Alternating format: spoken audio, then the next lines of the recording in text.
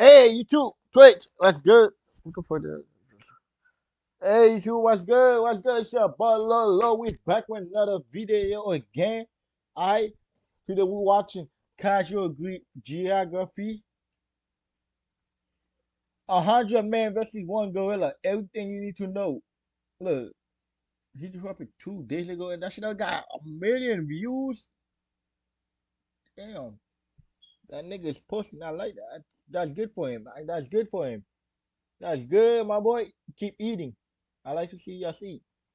All right, let's go.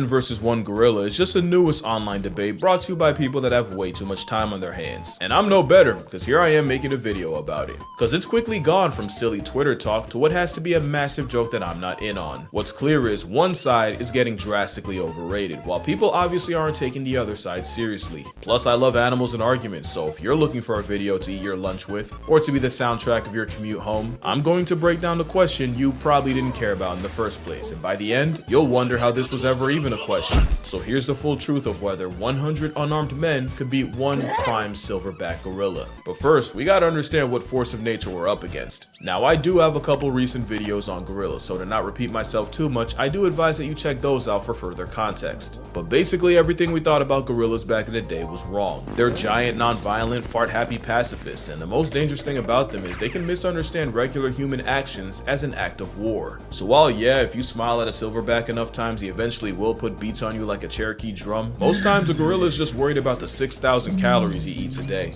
And thank the stars for that. Gorillas are built like the developer had something to prove. They took the human model and said, drag to resize. The result is an alpha ape with a stronger bite force than a grizzly, allegedly, hands that can crush a crocodile's skull, allegedly, and just strength that we really have no way to truly comprehend. That man fully didn't plan to get casually ragdolled, but plans are always subject to change when you're around the prime ape. Gorillas might default to peace, but life is multiple choice. The question is, what kind of carnage comes when they choose violence? It's hard to imagine what a fully malice-motivated gorilla can do because it takes a lot for them to get to that point. Okay. For the 100 men I'm go against gorilla, I'm gonna do it, but I'm gonna be the 100 men. The last person.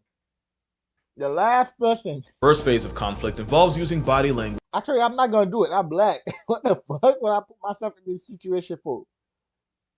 I'm black, nigga. Run, nigga. That's all I care about. And gestures to send a message before hands even have to be thrown. Because for an animal that can spend over 12 hours a day eating, wasting calories on fights is poor resource management. The second phase of escalation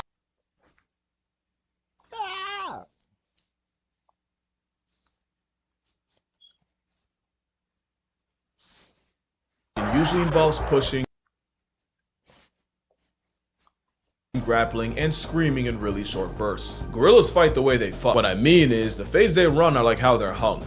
Not quick. I watch that nigga quick. Long at all. Because again, most times gorillas don't actually want to fight.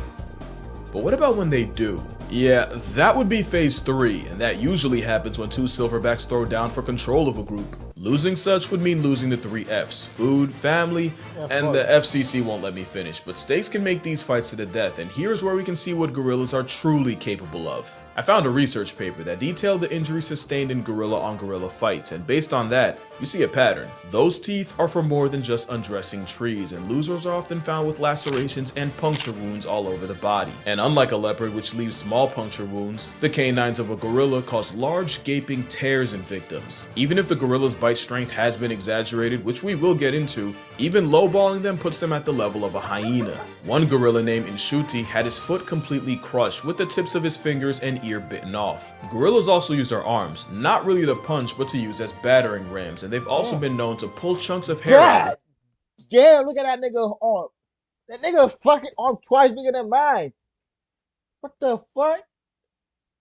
Their hands. So safe to say, a gorilla's stiff arm to the back would crack your constitution like a glow stick and could dislocate or break human bones by accident. And with many victims also recorded with bite wounds to the face, you'd probably be able to unlock your iPhone from 20 feet away after a gorilla puts jaws on you. So what chance would an army of humans have against a 500-pound berserker? Well, hot take, gorillas have been drastically overrated in many ways. First as fighters. Gorillas aren't efficient fighters, they're more physical brawlers and grapplers, and with everything I've said, most fights last anywhere from a couple seconds to 1 to 2 minutes at the most. Also, as strong as gorillas are, their strength has been overrated. There are some animals that just get more and more But look at that nigga though. That nigga look big as fuck.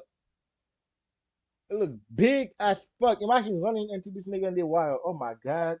My heart will jump. More OP, the more people talk about them. Chimps have been said to have the strength of 8 men. Yeah. Damn that nigga. But oh my, that nigga shredded. Look at that nigga. Oh my god, that nigga. Oh! Look at the bicep, my nigga. Look at the tricep.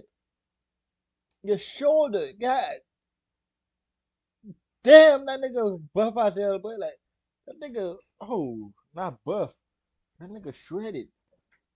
You can see the muscular line. God. And when really it's closer to 1.5. It's just that they're stronger in all the ways that can kill you. And grizzly bears are already big enough, but then you got people claiming they can decapitate a full-grown moose with one swipe. Now what idiot would say that? And this debate has people swearing a gorilla would rip a whole man in half like a phone book with nary a sweat. I knew the gorilla propaganda peaked when this was an actual I think I know what kind of gorilla they're talking about. King Kong. I think they're talking about King Kong.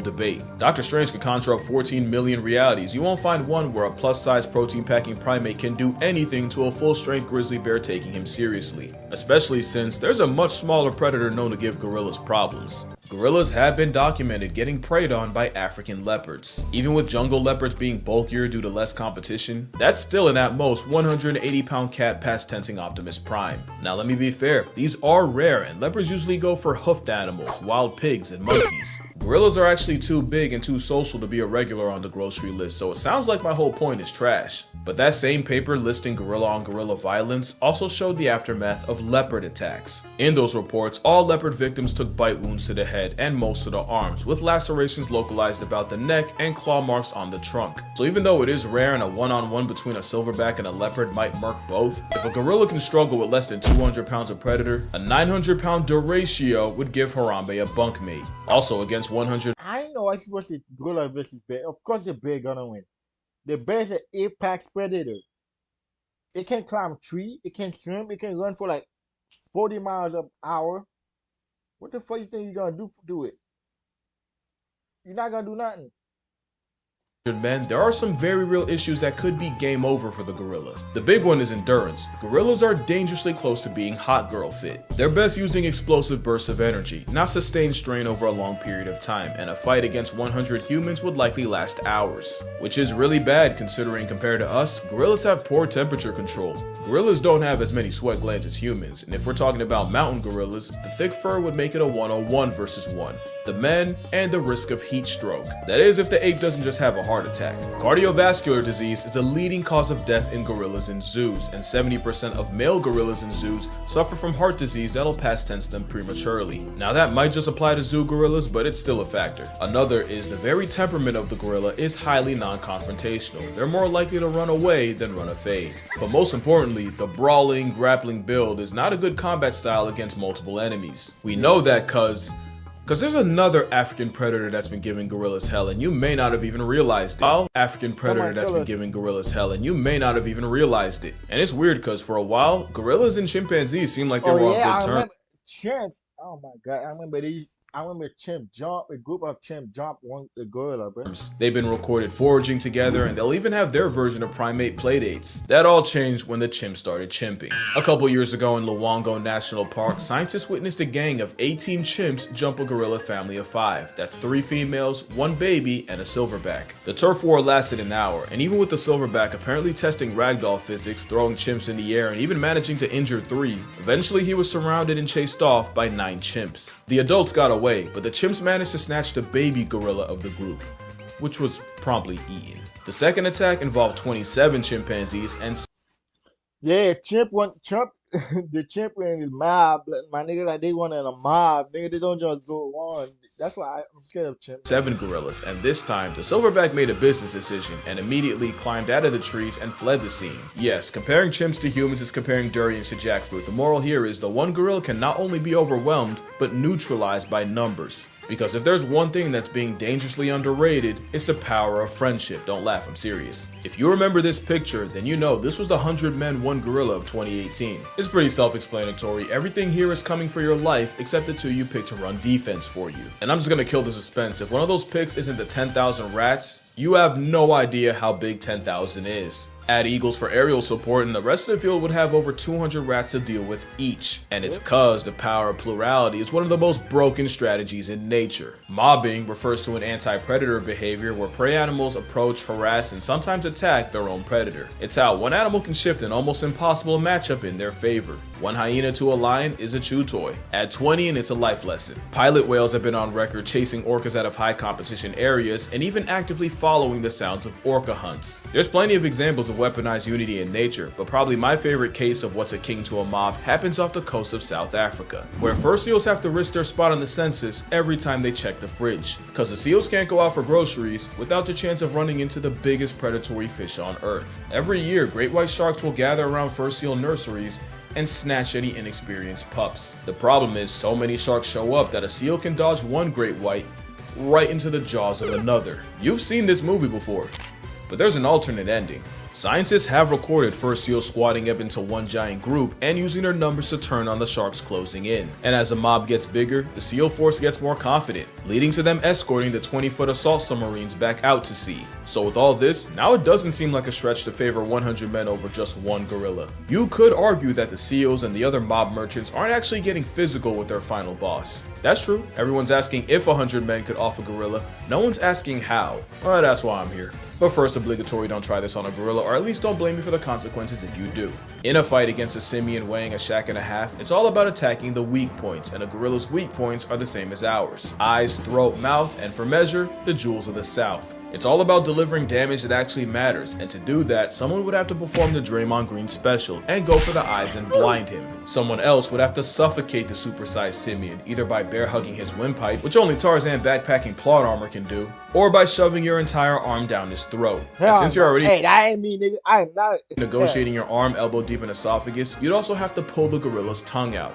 I call that the leopard method, because a 73-year-old once soloed an attacking leopard by reaching into its mouth and ripping out the leopard's liquor. And speaking of grab and pull, someone would have to be elected to perform Draymond's final smash and go for the gorilla's unmentionables. Hey, don't judge, this is war. The rest would have to use their combined strength to pin the primate down, with the remainder delivering kicks to the gorilla's flank, the most powerful natural attack to the gorilla's most vulnerable area. That would probably be the best way to chip away at a gorilla. One problem though, this is still a gorilla we're talking about. Even with everything I said about their strength being overrated, a gorilla fighting for its life would show you destruction like you've never seen. It doesn't matter how many men, the method, or the facet, for those first few, their only outcome is a closed casket. Even if numbers I'm gonna be the last one, nigga. If that were to happen, I'm gonna be the last one. Hell no. eventually win, those first dozen or so men would be horrifically maimed, mutilated, or straight up murked. You can argue that if I can mention that 100 men running over the hill would intimidate even a gorilla, witnessing men getting mauled and disfigured would inflict psychological damage. There's an argument that witnessing the sheer carnage would weaken the resolve of the others, destabilizing the army. And you have to remember, if mobbing is natural, doing so in a way that guarantees a portion of your team sees Tupac live isn't. Even animals like hyenas will fall back if they sense they don't have enough of an advantage in a clan fight. But there's a catch. The tweet that started all this said, "Dedicated to that shit. Surely if men can watch bunkmates get blown to bits in a war, then you can find 100 willing to die about a gorilla. If they can withstand the visceral reaction of seeing jaws getting detached, limbs getting dislocated, and a field of open fractures, 100 men would definitely beat a gorilla." And moral of the story, we have strayed so far from the halo of Harambe. Yeah, this is the part where I do the annoying thing and turn a tweet made by someone who definitely wouldn't pass a P-test into a lecture. But like I said in the other video, gorillas have already been getting the middle finger from humanity, either in the wild or in zoos. Whether it's trophy hunting or bushmeat, habitat loss, or an unsupervised minor, humans have the highest KD ratio against our green machine cousins. Because a gorilla This is the most dangerous wild animal in Africa is the hippo. No, nigga, it's the human. The most dangerous wild animal in the world is human, nigga. has never been on record life depriving a person, even when they may have had a reason. Yet the mountain gorilla is nearly in bed with extinction mostly because of humans.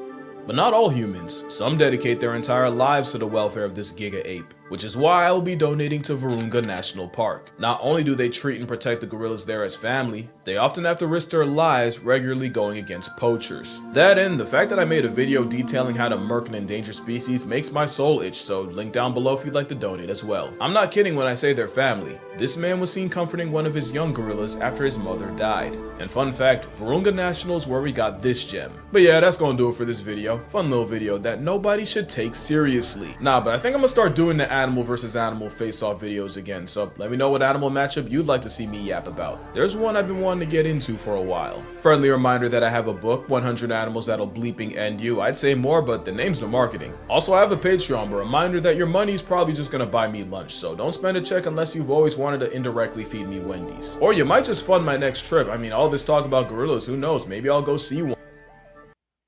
Oh shit. But yeah, drink water, hug your mother. Please don't gang up on a gorilla, they've been through enough. And I'ma see y'all in the next one. Alright, YouTube. That was the 100-man versus one gorilla